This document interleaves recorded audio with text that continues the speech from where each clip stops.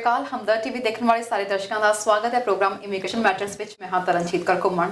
ਦੋਸਤੋ, ਅੱਜ ਹੈ 2 ਦਸੰਬਰ ਤੇ ਅੱਜ ਹੈ ਲਾਈਵ ਪ੍ਰੋਗਰਾਮ ਕੈਨੇਡੀਅਨ ਇਮੀਗ੍ਰੇਸ਼ਨ ਸੰਬੰਧੀ। ਅੱਜ ਕਈ ਮੁੱਦਿਆਂ ਉੱਤੇ ਗੱਲਬਾਤ ਕਰਾਂਗੇ। ਬੀਤੇ ਦਿਨੀ ਕੈਨੇਡਾ ਦੇ ਇਮੀਗ੍ਰੇਸ਼ਨ ਮੰਤਰੀ ਦੇ ਵੱਲੋਂ ਇੱਕ ਪ੍ਰੈਸ ਕਾਨਫਰੰਸ ਦੌਰਾਨ ਅਲੱਗ-ਅਲੱਗ ਐਮਪੀਜ਼ ਦੇ ਸਵਾਲਾਂ ਦੇ ਜਵਾਬ ਦਿੱਤੇ ਗਏ ਨੇ। ਇਮੀਗ੍ਰੇਸ਼ਨ ਦੇ ਮੁੱਦੇ ਦੇ ਉੱਤੇ ਉਹਨਾਂ ਨੇ ਜੋ ਤਾਜ਼ਾ ਅਪਡੇਸ਼ਨ ਦਿੱਤੀ ਹੈ, ਵੱਖ-ਵੱਖ ਕੈਟਾਗਰੀਜ਼ ਦੀ ਗੱਲ ਹੋਈ ਹੈ। ਸੋ ਕੀ ਬਿਆਨ ਉਹਨਾਂ ਦਾ ਆਇਆ ਇਮੀਗ੍ਰੇਸ਼ਨ ਦੇ ਮੁੱਦੇ ਉੱਤੇ, ਉਹਦੇ ਉੱਤੇ ਗੱਲਬਾਤ ਕਰਾਂਗੇ। ਕੈਨੇਡੀਅਨ ਇਮੀਗ੍ਰੇਸ਼ਨ ਸੰਬੰਧੀ ਤੁਹਾਡਾ ਕੋਈ ਸਵਾਲ ਹੈਗਾ, ਸਾਨੂੰ ਅੱਜ ਦੇ ਲਾਈਵ ਪ੍ਰੋਗਰਾਮ ਵਿੱਚ ਤੁਸੀਂ ਕਾਲ ਕਰ ਸਕਦੇ ਹੋ। ਪ੍ਰੋਗਰਾਮ ਦੇ ਵਿੱਚ ਸਾਡੇ ਸਵਾਲਾਂ ਦੇ ਜਵਾਬ ਦੇਣ ਲਈ ਤੇ ਤੁਹਾਡੇ ਸਵਾਲਾਂ ਦੇ ਜਵਾਬ ਦੇਣ ਲਈ ਜੁੜ ਚੁੱਕੇ ਨੇ ਜੀ ICC ਇਮੀਗ੍ਰੇਸ਼ਨ ਤੋਂ ਮਿਸਟਰ ਮਨੂ ਦੱਤਾ। ਸਵਾਗਤ ਹੈ ਸਰ। ਤਰਨ ਜੀ, ਥੈਂਕ ਯੂ ਵੈਰੀ ਮਚ। ਸਭ ਤੋਂ ਪਹਿਲਾਂ ਤਾਂ ਤੁਹਾਨੂੰ ਤੇ ਸਾਰੇ ਹੀ ਵਿਊਅਰਸ ਨੂੰ ICC ਇਮੀਗ੍ਰੇਸ਼ਨ ਦੀ ਸਮੁੱਚੀ ਟੀਮ ਵੱਲੋਂ, MD ਤੇ RD ਵੱਲੋਂ ਪਿਆਰ ਭਰੀ ਤੇ ਨਿੱਘੀ ਸਤਿ ਸ਼੍ਰੀ ਅਕਾਲ, ਨਮਸਕਾਰ ਤੇ ਆਦਾਬ। Thank you very much. ਕੀ ਹਾਲ ਚਾਲ ਨੇ ਸਰ? ਆਲ ਗੁੱਡ ਤਰਨ ਜੀ, ਥੈਂਕ ਯੂ। ਮੈਨੂੰ ਪਤਾ ਕਿ ਇਸ ਟਾਈਮ ਲਾਈਟਸ ਤੁਹਾਨੂੰ ਜ਼ਿਆਦਾ ਕਾਫੀ ਤੰਗ ਕਰ ਰਹੀਆਂ ਨੇ ਸਟੂਡੀਓ ਦੀਆਂ, ਬਟ ਦਰਸ਼ਕਾਂ ਦੀ ਆਪਾਂ ਗੱਲ ਕਰਦੇ ਹਾਂ। ਸਟਾਰਟਿੰਗ 'ਚ ਆਪਾਂ ਗੱਲਬਾਤ ਕਰ ਰਹੇ ਸੀ ਕਿ ਤੁਸੀਂ ਦੱਸਿਆ ਕਿ ਇੱਕ ਕਮੇਟੀ ਦੇ ਅੱਗੇ ਕੱਲ੍ਹ ਮਿਸਟਰ ਮੈਡੀਸਿਨੋ ਨੇ, ਇਮੀਗ੍ਰੇਸ਼ਨ ਮਿਨਿਸਟਰ ਨੇ ਗੱਲਬਾਤ ਕੀਤੀ ਹੈ ਤੇ ਅਪਡੇਸ਼ਨ ਦਿੱਤੀ ਹੈ ਵੱਖ-ਵੱਖ ਕੈਟਾਗਰੀਜ਼ ਨੂੰ ਲੈ ਕੇ। ਸਰ, ਸਭ ਤੋਂ ਪਹਿਲਾਂ ਗੱਲਬਾਤ ਕਰਦੇ ਹਾਂ ਕਿਹੜੇ ਮੁੱਦਿਆਂ ਉੱਤੇ ਉਹਨਾਂ ਨੇ ਗੱਲਬਾਤ ਕੀਤੀ? ਓਕੇ ਤਰਨ ਜੀ, ਇੱਕ ਸਟੈਂਡਿੰਗ ਕਮੇਟੀ ਹੁੰਦੀ ਹੈ। ਸਟੈਂਡਿੰਗ ਕਮੇਟੀ ਦੇ ਵਿੱਚ ruling party and opposition parties ਦੇ ਮੈਂਬਰਸ ਹੁੰਦੇ ਨੇ ਐਂਡ ਕ੍ਰਿਟਿਕਸ ਹੁੰਦੇ ਨੇ। ਸੋ ਬੇਸਿਕਲੀ ਉਹਦੇ ਵਿੱਚ ਤੁਸੀਂ MPs ਦੇ ਕੋਲ ਸਵਾਲ ਜਵਾਬ, ਜੇ ਤੁਸੀਂ ਕੋਈ ਸਵਾਲ ਜਵਾਬ ਦਿੱਤੇ ਆ ਤੇ MPs ਉੱਥੇ ਇਮੀਗ੍ਰੇਸ਼ਨ ਮਿਨਿਸਟਰ ਤੇ ਡਿਪਟੀ ਮਿਨਿਸਟਰ ਪੋਲੀਟੀਸ਼ੀਅਨਸ ਨਹੀਂ ਹੁੰਦੇ। ਡਿਪਟੀ ਮਿਨਿਸਟਰ ਜਿਹੜੇ ਬਿਊਰੋਕਰੈਟਸ IRCC ਦੇ ਹੁੰਦੇ ਨੇ, ਉਹਨਾਂ ਨੂੰ ਤੁਸੀਂ ਐਡਰੈਸ ਕਰਦੇ ਹੋ ਕੁਐਸਚਨਸ। ਸੋ ਉਸ ਪ੍ਰੈਸ ਕਾਨਫਰੰਸ ਦੇ ਵਿੱਚ, ਉਸ ਸਟੈਂਡਿੰਗ ਕਮੇਟੀ ਦੀ ਮੀਟਿੰਗ ਦੇ ਵਿੱਚ ਕਾਫੀ ਸਾਰੇ ਮੁੱਦੇ ਆਏ ਐਂਡ ਉਹਨਾਂ ਨੂੰ ਕਾਫੀ ਸਾਰੀਆਂ ਚੀਜ਼ਾਂ ਪੁੱਛੀਆਂ ਗਈਆਂ ਕਿ ਇਮੀਗ੍ਰੇਸ਼ਨ ਨੂੰ ਅਸੀਂ ਕਿਸ ਤਰ੍ਹਾਂ ਦੇਖ ਰਹੇ ਹਾਂ ਆਉਣ ਵਾਲੇ ਸਮੇਂ ਦੇ ਵਿੱਚ। 2021 ਦੇ ਵਿੱਚ ਸਾਡਾ ਫੋਕਸ ਕੀ ਰਹੇਗਾ? ਸੋ ਇਮੀਗ੍ਰੈਂਟਸ ਦੇ ਉੱਤੇ ਫੋਕਸ ਹੈਗਾ ਜਾਂ ਨਹੀਂ ਹੈਗਾ? ਸੋ ਇਮੀਗ੍ਰੇਸ਼ਨ ਮਿਨਿਸਟਰ ਦਾ ਸਟ੍ਰੇਟ ਫਾਰਵਰਡ ਆਨਸਰ ਸੀਗਾ ਕਿ ਇਕਨੋਮਿਕ ਡਾਊਨਟਰਨ ਜਿਹੜਾ ਚੱਲ ਰਿਹਾ, ਇਸ ਤੋਂ ਬਾਹਰ ਆਉਣ ਵਾਸਤੇ ਇਮੀਗ੍ਰੈਂਟਸ ਇੱਕ ਬੜਾ ਅਹਿਮ ਰੋਲ ਪਲੇ ਕਰਨਗੇ ਆਉਣ ਵਾਲੇ ਸਮੇਂ ਦੇ ਵਿੱਚ। ਸੋ ਉਹਨਾਂ ਦੇ ਉੱਤੇ ਇਹ ਨਹੀਂ ਕਿਹਾ ਗਿਆ ਜਿਸ ਤਰ੍ਹਾਂ US ਨੇ ਪਿੱਛੇ ਸਟੈਂਡ ਹੀ ਲੈ ਲਿਆ ਸੀਗਾ ਕਿ we will not have allow any immigrants to come into US, right. ਸਾਡੇ ਮਿਨਿਸਟਰ ਦਾ ਸਟੈਂਡ ਬੜਾ ਹੀ ਸਟ੍ਰੇਟ ਫਾਰਵਰਡ ਸੀ। We want talent, we want workers to come in and we want ਕਿ ਸਾਡੇ ਬਿਜ਼ਨਸਿਸ ਇੱਥੇ ਦੇ should have resources, manpower ਸਾਡੇ ਕੋਲ ਹੋਵੇ। ਐਂਡ ਇਸੇ ਤਰ੍ਹਾਂ ਇਮੀਗ੍ਰੇਸ਼ਨ ਦੇ ਉੱਤੇ ਫੋਕਸ ਇਸ ਤਰ੍ਹਾਂ ਰਹੇਗਾ ਕਿ ਆਉਣ ਵਾਲੇ ਸਮੇਂ ਦੇ ਵਿੱਚ ਬਿਜ਼ਨਸਮੈਨ ਦੇ ਉੱਤੇ ਵੀ ਹੈਗਾ, ਸਕਿਲਡ ਵਰਕਰਸ ਦੇ ਉੱਤੇ ਵੀ ਹੈ, ਤਾਂ ਕਿ ਬਿਜ਼ਨਸਮੈਨ ਆ ਕੇ ਪੈਸਾ ਇਨਵੈਸਟ ਕਰਨ, ਬਿਜ਼ਨਸ ਕ੍ਰੀਏਟ ਕਰਨ, ਜੌਬ ਕ੍ਰੀਏਟ ਕਰਨ ਐਂਡ ਕੈਨੇਡੀਅਨ ਇਕਨੋਮੀ ਦੇ ਵਿੱਚ ਆਪਣੀ ਕੰਟਰੀਬਿਊਸ਼ਨ ਪਾਉਣ। ਮਤਲਬ ਕਿ ਪੋਜ਼ਿਟਿਵ ਰਿਸਪੌਂਸ ਉਹਨਾਂ ਨੂੰ ਦੇਖਣ ਨੂੰ ਮਿਲਿਆ ਉਹਨਾਂ ਵੱਲੋਂ ਇਮੀਗ੍ਰੇਸ਼ਨ ਮੈਟਰਸ ਨੂੰ ਲੈ ਕੇ, ਕਿਉਂਕਿ ਪੈਂਡੈਮਿਕ ਤੋਂ ਬਾਅਦ ਇਹ ਕਿਹਾ ਜਾ ਰਿਹਾ ਸੀ ਕਿ ਇਮੀਗ੍ਰੇਸ਼ਨ ਦੇ ਉੱਤੇ ਇਸ ਦਾ ਕੀ ਇੰਪੈਕਟ ਪਏਗਾ, ਸੌਖੀ ਹੋਏਗੀ ਜਾਂ ਔਖੀ ਹੋਏਗੀ, ਕੈਨੇਡਾ ਨਵੇਂ ਇਮੀਗ੍ਰੈਂਟਸ ਨੂੰ ਆਉਣ ਦੇਗਾ ਜਾਂ ਨਹੀਂ। ਸੋ ਇਟ ਮੀਨਸ ਕਿ ਕੁਝ ਪੋਜ਼ਿਟਿਵ ਰਿਸਪੌਂਸ 100% ਪੋਜ਼ਿਟਿਵ ਸੀਗਾ because very straight forward answers ਕਿ ਕੈਨੇਡੀਅਨ ਡਾਊਨਟਰਨ ਦੇ ਵਿੱਚ, ਇਕਨੋਮਿਕ ਡਾਊਨਟਰਨ ਚੋਂ ਬਾਹਰ ਆਉਣ ਵਾਸਤੇ ਇਮੀਗ੍ਰੈਂਟਸ ਆਉਣ ਵਾਲੇ ਸਮੇਂ ਦੇ ਵਿੱਚ ਬਹੁਤ ਅਹਿਮ ਰੋਲ ਪਲੇ ਕਰਨਗੇ। ਸੋ ਅਹਿਮ ਰੋਲ ਤਾਂ ਹੀ ਪਲੇ ਕਰਨਗੇ ਜੇ ਅਸੀਂ ਇੱਕ ਇਮੀਗ੍ਰੈਂਟਸ ਨੂੰ ਸੁਖਾਲਾ ਕਰਾਂਗੇ ਮਾਹੌਲ ਉਹਨਾਂ ਵਾਸਤੇ। ਇਸੇ ਤਰ੍ਹਾਂ ਬਿਜ਼ਨਸਮੈਨ ਵਾਸਤੇ, express entry, skilled workers, skill trades ਵਾਸਤੇ ਵੀ ਦੇ ਵਾਂਟ ਕਿ ਆਰਾਮ ਦੇ ਨਾਲ ਉਹ ਆ ਸਕਣ। ਇਮੀਗ੍ਰੇਸ਼ਨ ਦੀ ਗੱਲ ਕਰੀਏ ਤਾਂ ਇਸ ਪੈਂਡੈਮਿਕ ਦੇ ਦੌਰਾਨ ਜਿਹੜੇ 2 ਪ੍ਰਮੁੱਖ ਕੈਟਾਗਰੀ ਸੀ ਜਿਨ੍ਹਾਂ ਨੂੰ ਲੈ ਕੇ ਕਾਫੀ ਜ਼ਿਆਦਾ ਡਿਸਪਿਊਟ ਵੀ ਹੋਇਆ ਪਿਛਲੇ ਸਾਲ ਵੀ, ਤੇ ਹੁਣ ਵੀ ਅਸੀਂ ਦੇਖਿਆ ਸਰਕਾਰ ਦੀ ਕਾਫੀ ਜ਼ਿਆਦਾ ਕਿਰਕਰੀ ਵੀ ਹੋਈ ਇਸ ਮੁੱਦੇ ਉੱਤੇ। ਪਹਿਲਾਂ ਤਾਂ ਸੀ ਜੀ ਪੇਰੈਂਟਸ ਪ੍ਰੋਗਰਾਮ। ਫੈਮਿਲੀ ਦੀ ਗੱਲ ਕੀਤੀ ਜਾਵੇ, ਫੈਮਿਲੀ ਦੇ ਉੱਤੇ ਕੋਈ ਨਵੀਂ ਕੋਈ ਅਪਡੇਸ਼ਨ ਆਈ ਹੈ ਫੈਮਿਲੀ ਪ੍ਰੋਗਰਾਮ ਦੇ ਉੱਤੇ? ਫੈਮਿਲੀ ਪ੍ਰੋਗਰਾਮ ਦੇ ਉੱਤੇ ਓਕੇ, ਫੈਮਿਲੀ ਦੇ ਵਿੱਚ 2 ਕੈਟਾਗਰੀਜ਼ ਮੇਨ ਹੁੰਦੀਆਂ। ਇੱਕ ਤਾਂ ਸਪਾਂਸਰਡ ਪੇਰੈਂਟਸ, ਗ੍ਰੈਂਡ ਪੇਰੈਂਟਸ, ਦੂਸਰੇ ਹੁੰਦੇ ਨੇ ਜੀ ਫੈਮਿਲੀ ਸਪਾਂਸਰਸ਼ਿਪ, ਜਿਹਦੇ ਵਿੱਚ ਸਪਾਊਸਸ ਤੇ ਡਿਪੈਂਡੈਂਟ ਚਿਲਡਰਨ ਆ ਜਾਂਦੇ ਨੇ।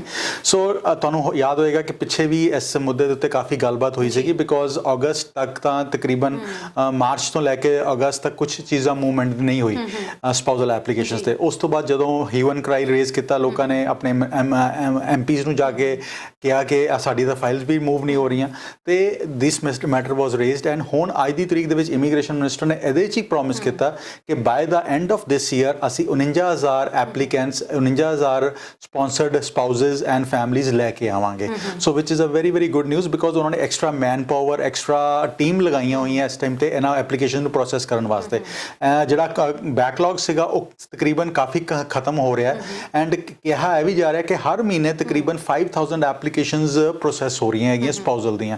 ਸੋ which is a very good number. So immigration minister was very positive ਜਦੋਂ ਉਹਨੂੰ ਫੈਮਿਲੀ ਸਪਾਂਸਰਸ਼ਿਪ ਬਾਰੇ ਪੁੱਛਿਆ ਗਿਆ।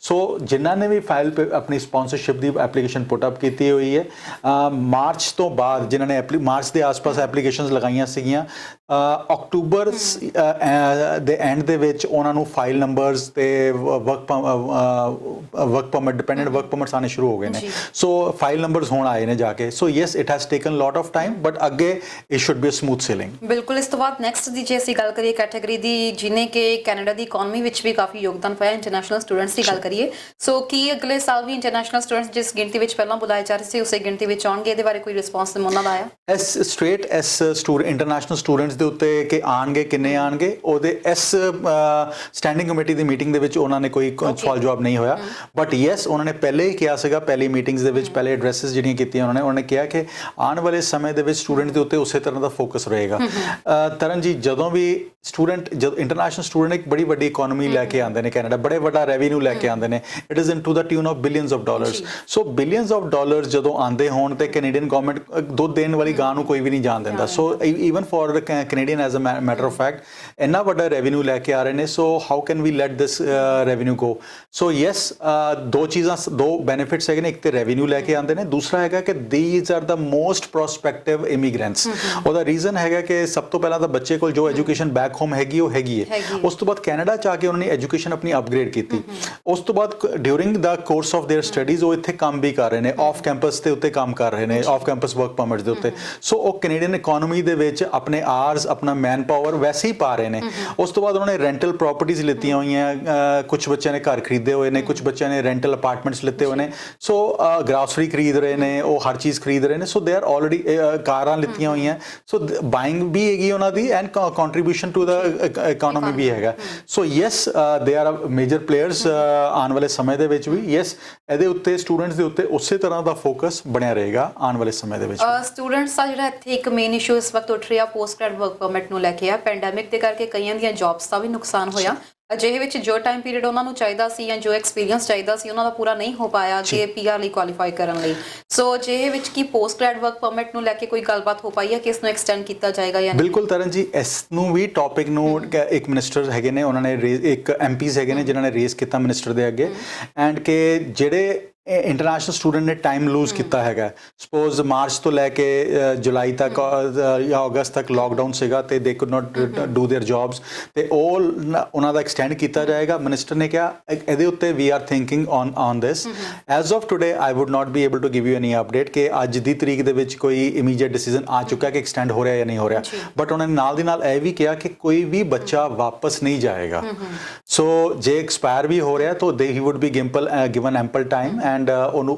ਉਸੇ ਤਰ੍ਹਾਂ ਉਹਦੀ ਐਪਲੀਕੇਸ਼ਨ ਨੂੰ ਲੁੱਕ ਇਨਟੂ ਕੀਤਾ ਜਾਏਗਾ ਸੋ ਯੈਸ ਸਟੂਡੈਂਟਸ ਜਿਹੜੇ ਇੰਟਰਨੈਸ਼ਨਲ ਸਟੂਡੈਂਟਸ ਹੈਗੇ ਨੇ ਵਰਕ ਪਰਮਿਟ ਤੁਹਾਡਾ ਹਲੇ ਵਧਣ ਦੇ ਉੱਤੇ ਕੋਈ ਡਿਸੀਜਨ ਨਹੀਂ ਹੈਗਾ but as of today it looks positive only time will tell but ਇੱਕੋ ਚੀਜ਼ do not take this for granted ministerial ਜਿਹੜੇ ਡਿਸੀਜਨਸ ਹੁੰਦੇ ਨੇ ਪੋਲੀਟੀਕਲ ਡਿਸੀਜਨ ਹੁੰਦੇ ਨੇ ਇਹਨਾਂ ਨੂੰ ਟਾਈਮ ਲੱਗਦਾ ਹੈਗਾ ਸੋ ਨਾਲ ਦੀ ਨਾਲ ਆਪਣਾ ਟਾਈਮ ਵੇਸਟ ਨਾ ਕਰੋ ਬਟ ਆਪਣੇ ਵਾਸਤੇ ਓਪਰਚੁਨਿਟੀਜ਼ ਜ਼ਰੂਰ ਦੇਖੋ ਕਿ ਤੁਹਾਡੇ ਵਾਸਤੇ ਕਿਹੜੀ ਓਪਰਚੁਨਿਟੀ ਤੁਹਾਡੇ ਵਾਸਤੇ ਬੈਸਟ ਵਰਕ ਕਰ ਸਕਦੀ ਹੈਗੀ ਬਿਲਕੁਲ sir post grad work permit ਦੀ ਤਾਂ ਗੱਲ ਹੋ ਗਈ ਜਿਵੇਂ ਪੀਆਰਸ ਦੀ ਜੇ ਗੱਲ ਕਰੀਏ ਤਾਂ ਕੁਝ ਸਮਾਂ ਪਹਿਲਾਂ ਕੁਝ ਮਹੀਨੇ ਪਹਿਲਾਂ ਇਹ ਵੀ ਆਇਆ ਸੀ ਕਿ ਰਿਫਿਊਜੀਜ਼ ਦੇ ਵਿੱਚ ਹੋਵੇ ਚਾਹੇ ਦੂਜੀਆਂ ਕੈਟਾਗਰੀਜ਼ ਦੇ ਵਿੱਚ ਹੋਵੇ ਕੁਝ ਖਾਸ ਪ੍ਰੋਫੈਸ਼ਨਲਸ ਨੂੰ ਤਰਜੀਹ ਦਿੱਤੀ ਗਈ ਸੀ ਅਸੀਂ ਦੇਖ ਰਹੇ ਹਾਂ ਕਿ ਕਾਫੀ ਮੁਲਕਾਂ ਦੇ ਵਿੱਚ ਉਹਨਾਂ ਪ੍ਰੋਫੈਸ਼ਨਲਸ ਨੂੰ ਜਿਹੜਾ ਹੈ ਜ਼ਿਆਦਾ ਛੇਤੀ ਉਹਨਾਂ ਦੀਆਂ ਫਾਈਲਸ ਪਿਕ ਕੀਤੀਆਂ ਜਾ ਰਹੀਆਂ ਨੇ ਕਿ ਕੈਨੇਡਾ ਦੇ ਵਿੱਚ ਹਜੇ ਵੀ ਉਹ ਪ੍ਰੋਫੈਸ਼ਨਲਸ ਜਿਵੇਂ ਅਸੀਂ ਨਰਸਿਸ ਕਰ ਲਈਏ ਫਰੰਟ ਲਾਈਨ ਵਰਕਰਸ ਕਰ ਲਈਏ ਇਹਨਾਂ ਨੂੰ ਜ਼ਿਆਦਾ ਛੇਤੀ ਇਹਨਾਂ ਦਾ ਫਾਸਟ ਟਰੈਕ ਦੇ ਬੇਸਿਸ ਤੇ ਹੋ ਰਿਹਾ ਇਹਦੇ ਉੱਤੇ ਵੀ ਗੱਲ ਹੋਈ ਹੈ ਤਰਨ ਜੀ ਬਿਕੋਜ਼ ਜਦੋਂ ਮਿਨਿਸਟਰ ਨੂੰ ਪੁੱਛਿਆ ਗਿਆ ਕਿ ਤੁਸੀਂ ਜਿਹੜੀਆਂ ਵਰਕ ਪਰਮਿਟ ਦੀਆਂ ਐਪਲੀਕੇਸ਼ਨਸ ਹੈਗੀਆਂ ਉਹ ਹਸਪਿਟੈਲਿਟੀ ਸੈਕਟਰ ਨੂੰ ਤੁਸੀਂ ਤਰਜੀਹ ਕਿਉਂ ਨਹੀਂ ਦੇ ਰਹੇ ਉਹਨਾਂ ਨੂੰ ਬੈਕ ਫਾਲ ਤੇ ਕਿਉਂ ਸਿੱਟਿਆ ਹੋਇਆ ਹੈਗਾ ਬੈਕ ਡ੍ਰੌਪ ਤੇ ਕਿਉਂ ਸਿੱਟਿਆ ਹੋਇਆ ਤੇ ਮਿਨਿਸਟਰ ਨੇ ਇਹੀ ਕਿਹਾ ਕਿ ਐਟ ਦਿਸ ਮੋਮੈਂਟ ਅਸੀਂ ਬੈਕ ਡ੍ਰੌਪ ਤੇ ਨਹੀਂ ਸਿੱਟਿਆ ਹੋਇਆ ਬਟ ਸਾਡੀ ਪ੍ਰੈਫਰੈਂਸਿਸ ਜਿਹੜੀਆਂ ਹੈਗੀਆਂ ਉਹ they are towards health care workers ਜਾਂ ਫਰੰਟ ਲਾਈਨ ਵਰਕਰਸ ਜਿਹੜੇ ਹੈਗੇ ਨੇ ਸੋ ਡਾਕਟਰਸ ਨਰਸਿਸ ਦੇ ਉੱਤੇ ਫੋਕਸ ਇਸ ਟਾਈਮ ਜ਼ਿਆਦਾ ਹੈਗਾ ਸੋ ਫਾਰਮਾਸਿਸਟ ਹੈਲਥ ਕੇਅਰ ਵਰਕਰਸ ਜੇ ਤੁਹਾਡੀ ਵਰਕ ਪਰਮਿਟ ਦੀ ਐਪਲੀਕੇਸ਼ਨ ਇਹਨਾਂ ਕੈਟੇਗਰੀ ਦੇ ਵਿੱਚ ਲੱਗੀ ਹੋਈ ਹੈ ਤਾਂ ਯੈਸ ਐਬਸੋਲੂਟਲੀ ਆਊਟ ਆਫ ਦਾ ਕਿਊ ਤੁਹਾਨੂੰ ਲਿਆ ਕੇ ਤੁਹਾਨੂੰ ਤੁਹਾਡੀ ਐਪਲੀਕੇਸ਼ਨ ਪ੍ਰੋਸੈਸ ਕੀਤੀ ਜਾ ਰਹੀ ਹੈ ਬਟ ਬਾਕੀਆਂ ਸਾਰੀਆਂ ਐਪਲੀਕੇਸ਼ਨ ਵੀ ਇਨ ਪ੍ਰੋਸੈਸ ਹੈਗੀਆਂ ਯੈਸ ਥੋੜਾ ਜਿਹਾ ਬੈਕਡ੍ਰੌਪ ਥੋੜਾ ਜਿਹਾ ਲੇਟ ਜ਼ਰੂਰ ਚੱਲ ਰਿਹਾ ਉਹਨਾਂ ਦੇ ਵਿੱਚ 21 ਜਨਵਰੀ 2021 ਤੱਕ ਗੈਰ ਜ਼ਰੂਰੀ ਜਿਹੜੀ ਆ ਟਰੈਵਲ ਦੇ ਲਈ ਬੰਦ ਕਰ ਦਿੱਤਾ ਗਿਆ ਕੈਨੇਡਾ ਅਜੇ ਅੱਗੇ ਨਹੀਂ ਖੁੱਲਿਆ ਜਾਏਗਾ ਸੋ ਜਿਹੇ ਵਿੱਚ ਕੌਣ ਇਸ ਵਕਤ ਟਰੈਵਲ ਕਰ ਸਕਦਾ ਰਿਸਟ੍ਰਿਕਸ਼ਨਸ ਕਿੰਨਾ ਉੱਤੇ ਲੱਗੀਆਂ ਨੇ ਤਰਨ ਜੀ ਸਾਰਿਆਂ ਉੱਤੇ ਲੇਅਰ ਟਰੈਵਲ ਸਾਰਾ ਬੰਦ ਹੈਗਾ ਜੀ ਇਸ ਟਾਈਮ ਓਨਲੀ ਐਕਸੀਡੈਂਟ ਜਿਹੜਾ ਕੋਈ ਇਹੋ ਜਿਹੀ ਸਿਚੁਏਸ਼ਨ ਹੈਗੀ ਹੈ ਜਿਹਦੇ ਵਿੱਚ ਤੁਹਾਨੂੰ ਯੂ ਹੈਵ ਟੂ ਟਰੈਵਲ, ਤੁਸੀਂ ਅਵੋਇਡ ਨਹੀਂ ਕਰ ਸਕਦੇ, ਕੋਈ ਫੈਮਿਲੀ ਦੇ ਵਿੱਚ ਕੋਈ ਇਹੋ ਜਿਹਾ ਸਿਚੁਏਸ਼ਨ ਹੈਗਾ, ਕੋਈ ਬਿਮਾਰ ਹੈਗਾ, ਅਸੈਂਸ਼ੀਅਲ ਟਰੈਵਲ ਹੈਗਾ, ਤੇ ਤਾਂ you are allowed to travel in, otherwise ਤੁਹਾਡਾ ਹਲੇ non essential travel is all closed, ਭਾਵੇਂ ਅਸੀਂ ਯੂਐਸ, ਬਿਕੋਜ਼ ਯੂਐਸ ਦਾ ਨਾਲ ਸਾਡਾ ਮੇਜਰ ਬਾਰਡਰ ਲੱਗਦਾ ਹੈਗਾ, ਐਂਡ ਉਹ that is all closed till January, and ਹੋ ਸਕਦਾ ਹੈ ਫਰਦਰ ਅੱਗੇ ਐਕਸਟੈਂਡ ਵੀ ਕੀਤਾ ਜਾਵੇ, ਬਿਕੋਜ਼ ਜਿਸ ਤਰ੍ਹਾਂ ਦੇ ਕੇਸਿਸ ਇਸ ਟਾਈਮ ਯੂਐਸ ਦੇ ਵਿੱਚ ਵੱਧ ਰਹੇ ਨੇ, ਐਂਡ ਹੋਪਫੁਲੀ ਇਹ ਬਾਰਡਰ ਅੱਗੇ ਕਲੋਜ਼ਰ ਅੱਗੇ ਜਾਏਗਾ ਜੀ।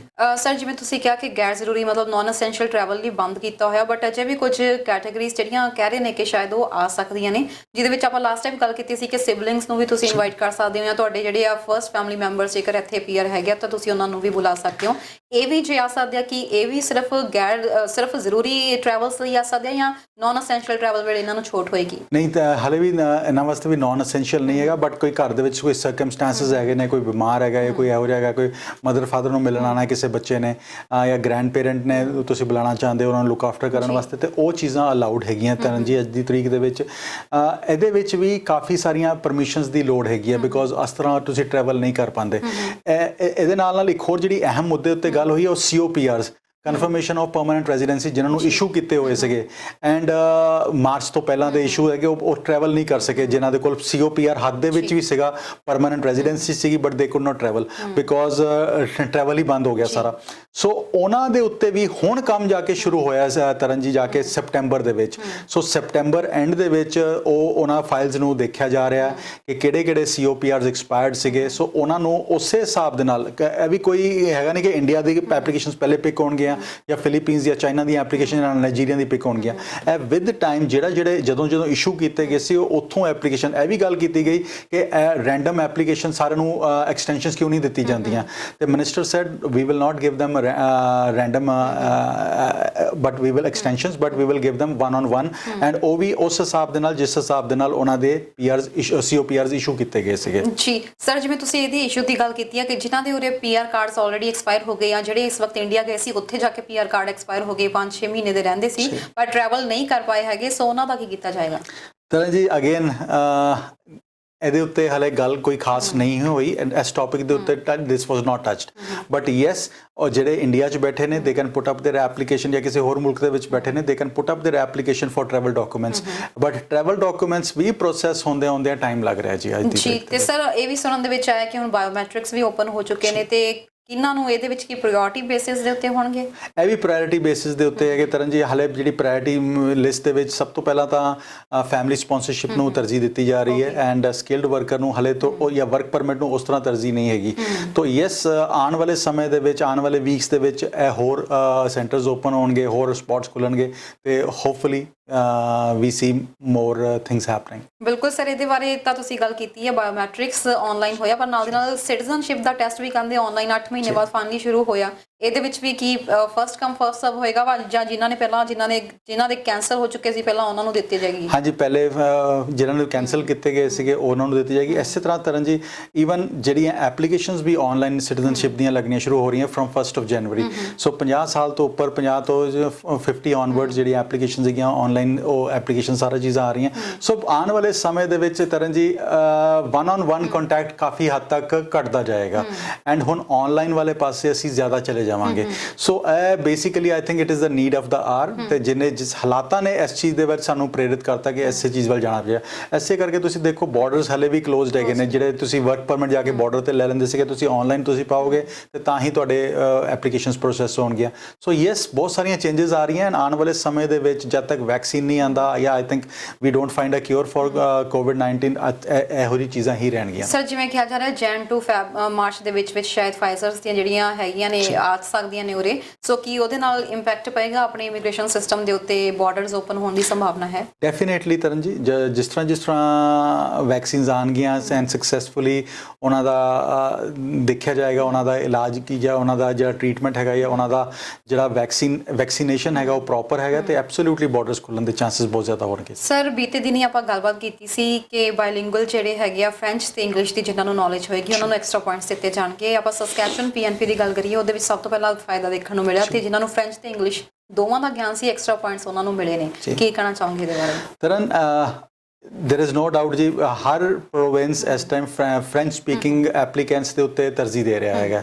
ਸੋ ਤੁਹਾਨੂੰ ਯਾਦ ਹੋਏਗਾ ਐਕਸਪ੍ਰੈਸ ਐਂਟਰੀ ਦੇ ਵਿੱਚ ਵੀ ਇੱਕ ਡਰਾ ਮਿਸ ਹੋਇਆ ਸੀਗਾ ਅਕਤੂਬਰ ਦੇ ਐਂਡ ਦੇ ਵਿੱਚ, ਐਸੇ ਕਰਕੇ ਮਿਸ ਹੋਇਆ ਸੀਗਾ ਤਾਂ ਕਿ ਜਿਹੜੀ ਪੁਆਇੰਟ ਸਿਸਟਮ ਜਿਹੜੇ ਰੀਵੈਂਪ ਕੀਤੇ ਗਏ ਸੀ ਉਹਦੇ ਵਿੱਚ ਐਡਜਸਟ ਹੋ ਸਕਣ।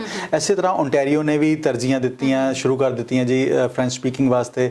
ਸੈਸਕੈਚੁਅਨ ਨੇ ਕਰ ਦਿੱਤੀ, ਸੈਸਕੈਚੁਅਨ ਨੇ ਡਰਾ ਵੀ ਕਰ ਦਿੱਤਾ ਹੈਗਾ, ਈਵਨ ਓਨਟਾਰੀਓ ਨੇ ਇੱਕ ਡਰਾ ਕੱਢਿਆ ਹੈਗਾ। ਸੋ ਯੈਸ, ਫ੍ਰੈਂਚ ਸਪੀਕਿੰਗ ਫ੍ਰੈਂਕੋਫੋਨਸ ਵਾਸਤੇ ਯੈਸ ਕਾਫੀ ਸਾਰੀਆਂ ਓਪਰਚੁਨਿਟੀਜ਼ ਆ ਰਹੀਆਂ ਐਸੇ ਵਾਸਤੇ ਕਿ ਫ੍ਰੈਂਚ ਸਪੀਕਿੰਗ ਐਪਲੀਕੈਂਟਸ ਬਾਇਲਿੰਗੁਅਲ ਸਾਨੂੰ ਜ਼ਿਆਦਾ ਚਾਹੀਦੇ ਨੇ ਕੈਨੇਡਾ ਨੂੰ। ਜੀ ਬਿਲਕੁਲ ਸਰ, ਹਮੇਸ਼ਾ ਤੁਸੀਂ ਕਹਿੰਦੇ ਨੇ ਤੁਹਾਡੇ ਕੋਲ ਵੀ ਕੁਝ ਓਪਰਚੁਨਿਟੀਜ਼ ਹੈਗੀਆਂ ਨੇ, ਤੁਹਾਡੇ ਕੋਲ ਅਜੇ ਵੀ ਹੈਗੀਆਂ ਨੇ ਕੁਝ, ਜਿਵੇਂ ਦਰਸ਼ਕ ਜਿਹੜੇ ਸਾਡੇ ਦੇਖ ਰਹੇ ਨੇ ਅਲੱਗ-ਅਲੱਗ ਕੈਟਾਗਰੀਜ਼ ਦੇ ਵਿੱਚ, ਤੁਸੀਂ ਦੱਸਿਆ ਸੀ ਹੌਸਪਿਟੈਲਿਟੀ ਦੇ ਵਿੱਚ ਤੁਹਾਡੇ ਕੋਲ ਹੈਗੀਆਂ। ਬਿਲਕੁਲ ਹੈਗੀਆਂ ਤਰ੍ਹਾਂ। ਸਭ ਤੋਂ ਪਹਿਲਾਂ ਓਕੇ ਐਕਸਪ੍ਰੈਸ ਐਂਟਰੀ ਦੇ ਉੱਤੇ ਚਲੇ ਜਾਈਏ। ਐਕਸਪ੍ਰੈਸ ਐਂਟਰੀ ਦਾ ਲਾਸਟ ਵੀਕ ਡਰਾ ਆਊਟ ਹੋਇਆ 469 ਤੇ। 2019 ਦਾ ਲਾਸਟ ਡਰਾ ਜਿਹੜਾ ਸੀਗਾ ਦਸੰਬਰ ਦੇ ਮਹੀਨੇ ਦਾ, ਉਹ ਵੀ 469 ਤੇ ਸੀਗਾ। So almost we are at the same level ਜਿੱਥੇ ਅਸੀਂ 2019 ਦੇ ਵਿੱਚ ਬੈਠੇ ਹੋਏ ਸੀਗੇ।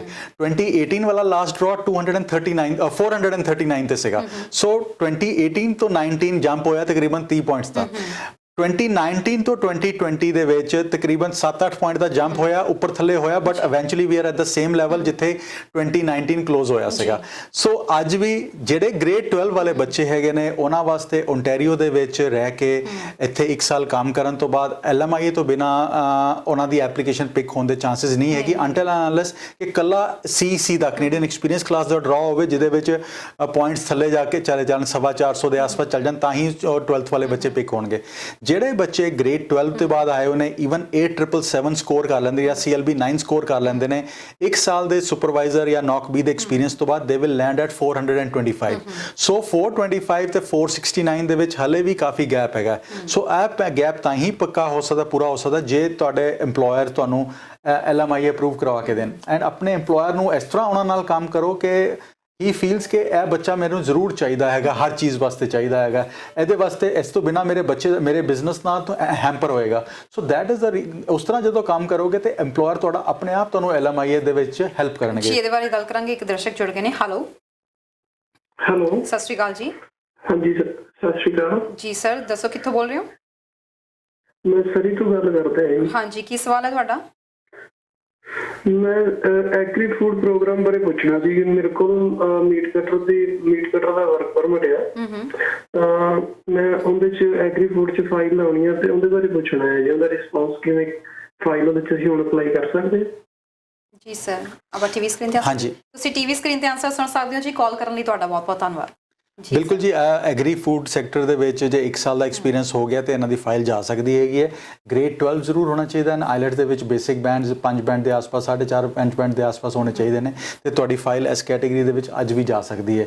ਐਂਡ ਜਿੰਨੇ ਵੀ ਦੋਸਤ ਸਾਡੇ ਐਗਰੀਕਲਚਰ ਫੂਡ ਸੈਕਟਰ ਤੋਂ ਜਿਨ੍ਹਾਂ ਦਾ ਐਕਸਪੀਰੀਅੰਸ ਹੈਗਾ ਜਾਂ ਜਿਨ੍ਹਾਂ ਕੋਲ ਵਰਕ ਪਰਮਿਟ ਸੀਗਾ, ਸੁਪਰਵਾਈਜ਼ਰ ਦਾ, ਫਾਰਮ ਲੇਬਰ ਦਾ, ਫਾਰਮ ਵਰਕਰ ਦਾ ਜਾਂ ਮੀਟ ਕਟਰ ਦਾ, ਜਾਂ ਤੇ ਅਸੀਂ ਉਹਨਾਂ ਨੂੰ ਕਹਾਂਗੇ ਕਿ ICC ਇਮੀਗ੍ਰੇਸ਼ਨ ਦੇ ਸਾਨੂੰ ਕੰਟੈਕਟ ਕਰੋ and we can assist in your complete application. ICC ਦਾ ਨੰਬਰ ਹੈਗਾ ਜੀ 9054612424 ਐਂਡ ਜਾਂ ਫਿਰ ਤੁਸੀਂ ਈਮੇਲ ਕਰ ਸਕਦੇ ਹੋ info@iccImmigration.ca। ਐਂਡ ਇੱਕੋ ਚੀਜ਼ ਕਿ grab this opportunity now, wait ਨਾ ਕਰੋ ਬਿਕੋਜ਼ ਇਹਦੀ ਐਪਲੀਕੇਸ਼ਨਸ ਵੀ ਲਿਮਿਟਡ ਹੈਗੀਆਂ, but grab this, put your application now ਤਾਂ ਕਿ ਤੁਹਾਡੀ ਛੇਤੀ ਤੋਂ ਛੇਤੀ, ਬਿਕੋਜ਼ ਦਾ ਪਾਇਲਟ ਪ੍ਰੋਜੈਕਟ ਹੈਗਾ ਹੈ, ਕੁਛ ਇੱਕ ਨੰਬਰ ਦੀਆਂ ਐਪਲੀਕੇਸ਼ਨਸ ਦੀ ਪਿਕ ਹੋਣੀਆਂ ਇਹਦੇ ਵਿੱਚ। ਸੋ ਪੁੱਟ ਇਨ ਯੋਰ ਐਪਲੀਕੇਸ਼ਨ ਨਾਓ ਤਾਂ ਕਿ ਰਾਈਟ ਅਵੇ ਤੁਹਾਡੀ ਐਪਲੀਕੇਸ਼ਨ ਪ੍ਰੋਸੈਸਿੰਗ ਦੇ ਵਿੱਚ ਜਾ ਸਕੇ। ਬਿਲਕੁਲ ਸਰ, ਕੇਅਰ ਗਿਵਰ ਦੇ ਬਾਰੇ ਵੀ ਕੀ ਕੋਈ ਗੱਲਬਾਤ ਹੋਈ ਸੀ, ਡਿਸਕਸ਼ਨ ਹੋਈ ਇਸ ਦੇ ਬਾਰੇ? ਹਾਂਜੀ, ਉਹਦੇ ਵਾਸਤੇ ਵੀ ਹੋਈ, ਬਟ ਪਹਿਲੇ ਤੁਸੀਂ ਪੁੱਛਿਆ ਸੀਗਾ ਕਿ ਓਪਨਿੰਗਸ ਕੀ, ਓਪਰਚੁਨਿਟੀਜ਼ ਕੀ ਹੈ। ਸੋ ਸਟੂਡੈਂਟਸ ਵਾਸਤੇ ਇੱਕੋ ਚੀਜ਼ ਕਹਿਣਾ ਚਾਹਾਂਗੇ ਕਿ ਅੱਜ ਵੀ ਅਟਲਾਂਟਿਕ ਪ੍ਰੋਵਿੰਸਸ ਆਰ ਬੈਟਰ। ਸੋ ਨੋਵਾ ਸਕੋਸ਼ੀਆ, ਨਿਊ ਬ੍ਰੰਸਵਿਕ, ਉੱਥੇ ਜਿਹੜੇ ਨੰਬਰਸ ਆਏ ਨੇ ਤਰਨ ਜੀ, ਪਿਛਲੇ ਸਾਲ ਨਾਲੋਂ ਜਿਹੜਾ ਗਰੋਥ ਅਟਲਾਂਟਿਕ ਦੇ ਵਿੱਚ ਨਜ਼ਰ ਆ ਰਿਹਾ, that is amazing. It is only because of the AIPP and the PNP programme Atlantic ਦੇ ਵਿੱਚ ਜਿਹੜਾ ਕੰਮ ਕਰ ਰਹੇ ਨੇ। ਸੋ ਜੇ ਤੁਸੀਂ ਉੱਥੇ ਜਾ ਕੇ ਸੈਟਲ ਹੋਣਾ ਚਾਹੁੰਦੇ ਹੋ, ਉਸ ਨੋਵਾ ਸਕੋਸ਼ੀਆ, ਨਿਊ ਬ੍ਰੰਸਵਿਕ, ਨਿਊ ਫਾਊਂਡਲੈਂਡ ਨੂੰ ਆਪਣਾ ਘਰ ਬਣਾਉਣਾ ਚਾਹੁੰਦੇ ਹੋ, ਈਵਨ ਵਿਦ ਗ੍ਰੇਡ 12 ਤੁਸੀਂ 1 ਸਾਲ ਉੱਥੇ ਕੰਮ ਕਰਨ ਤੋਂ ਬਾਅਦ PR ਵਾਸਤੇ ਕੁਆਲੀਫਾਈ ਕਰਦੇ ਹੋ, ਪ੍ਰੋਵਾਈਡਡ ਤੁਹਾਡਾ EMPLOYER ਤੁਹਾਨੂੰ ਸਪੋਰਟ ਕਰੇ ਜਾਂ ਉਹ ਡੈਜ਼ਿਗਨੇਟਿਡ EMPLOYER ਹੋਵੇ। ਤੇ ਈਵਨ ਜੇ ਡੈਜ਼ਿਗਨੇਟਿਡ EMPLOYER ਆ, ਈਵਨ NOC-C ਦੀ ਜੌਬ ਵੀ ਹੈਗੀ ਹੈ ਤਾਂ ਵੀ ਤੁਸੀਂ PR ਵਾਸਤੇ ਕੁਆਲੀਫਾਈ ਕਰ ਸਕਦੇ ਹੋ। ਯੈਸ, ਸਾਡੇ ਕੋਲ ਕੁਝ ਹੋਰ ਓਪਨਿੰਗਸ ਇਸ ਟਾਈਮ ਹਸਪਿਟੈਲਿਟੀ ਸੈਕਟਰ ਦੀਆਂ ਆਈਆਂ ਹੈਗੀਆਂ। ਜੇ ਤੁਸੀਂ ਗ੍ਰੇਡ 12 ਤੋਂ ਬਾਅਦ ਹੈਗੇ ਹੋ, 1 ਸਾਲ ਨਿਕਲ ਗਿਆ, 1.25 ਸਾਲ ਨਿਕਲ ਗਿਆ, ਗਿਆ ਜਾਂ 1.5 ਸਾਲ ਨਿਕਲ ਗਿਆ, ਹਲੇ ਸਾਲ ਬਾਕੀ ਹੈਗਾ, ਤੇ get in touch with us ICC immigration ਤੇ ਆਪਣਾ CV ਸਾਨੂੰ ਫਾਰਵਰਡ ਕਰ ਦਿਓ।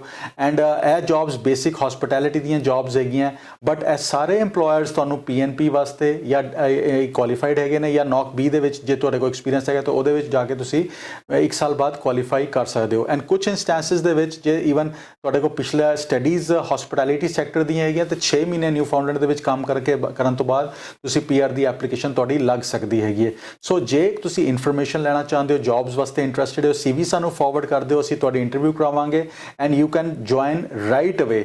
ਸੋ ਰਾਈਟ ਅਵੇ ਦਾ ਮਤਲਬ ਹੈਗਾ ਕਿ ਅੱਜ ਇਸ ਵੀਕ ਦੇ ਵਿੱਚ ਤੁਹਾਡੀ ਇੰਟਰਵਿਊ ਹੋ ਜਾਏਗੀ, ਅਗਲੇ 14 ਡੇਜ਼ ਜਾ ਕੇ ਕੁਆਰੰਟਾਈਨ ਕਰੋ and you can join on the 15th day with your employer, and these employers will straight away help you and be loyal to them, sincerely ਕੰਮ ਕਰੋ।